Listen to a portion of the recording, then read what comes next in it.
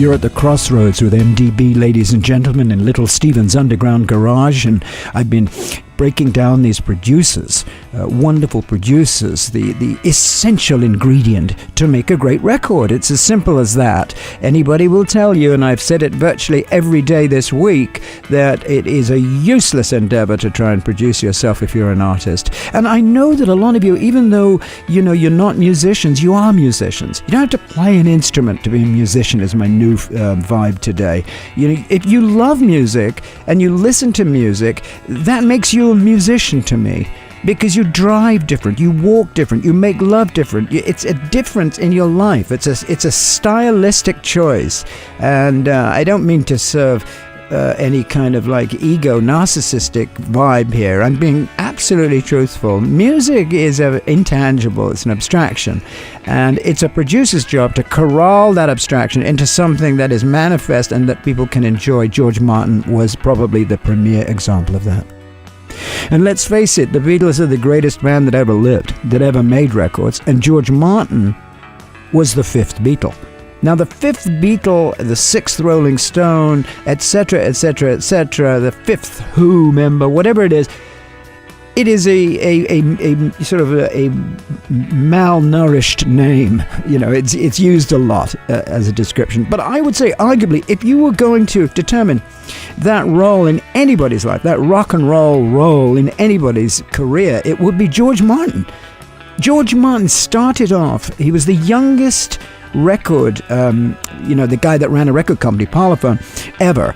And this was in the very early 60s, 1960 perhaps. And what he did was he began trying to make this label into something. He started to work with Spike Milligan, Peter Sellers, and comedians, and conjure up interesting sounds to accompany the comedy of these brilliant British avant-garde musical Dada surreal comedians who were really the forerunners of Monty Python, Flying Circus, who also became very much allied with the Beatles through George Harrison's fondness and inevitable financing of a lot of those Monty Python movies.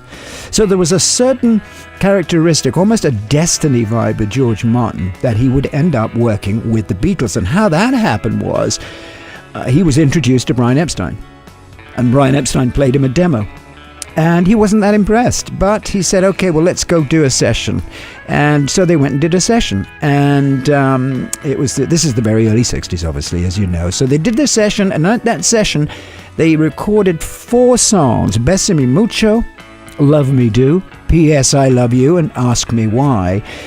And George Martin joined this session when the group was working on Love Me Do, and clearly went, okay. All right, let's maybe explore this. And he said, the thing was that he said, let him know if there was something that they didn't like, whenever they worked together, in the very beginning. If there's something that you don't like, you tell me, said George. This was very debonair, dapper man, very sort of Edwardian dandyish, really. And George said, well, for a start, I don't like your tie. And he immediately thought, okay, humor, cheeky, Monty Python, Peter Sellers, funny, comedic. And, so it just grew and grew and grew from there. Didn't like Best, didn't like Pete Best, got rid of him. Yeah, said, no, that's not going to work. Get Ringo. Ringo comes in, and they do Please Please Me. So that was really the breakthrough song, wasn't it? I mean, just an amazing thing. Maybe 63 or something like that. I'm bad with years and names, but here's the real crux of this. George Martin provided classical arrangements, and I don't mean classical in the sense of Mantovani or Beethoven. I mean classical in the sense of classic.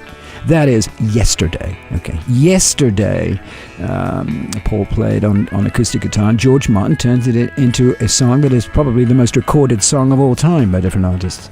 And what he brought to the table and to the control room and on that board and through those speakers was an invention of absolute unsurpassed genius, brilliance, adding to the already existing deep, deep, deep talent, mystical talent of John, Paul, George, and Ringo. This amazing, conflagration, because it was a fire of brilliance. And he added this incredible knowledge of music to it, and they really responded to it as individuals. Each guy had a personal relationship with him, and I'll end this whole piece about George Martin with the deepest respect. I have the deepest respect for him. Obviously, he was egoless. He said any producer could have done it, which is, palpably not true.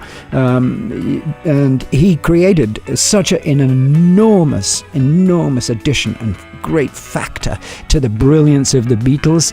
And the last thing that I think he'd be remembered as, is the wonderful show in Vegas, Love, which he, with his son Giles, created the soundtrack. And that is a worthy and brilliant legacy, and a synthesis of his relationship with the Beatles. So there you have it, ladies and gentlemen, George Martin at the crossroads with MDB.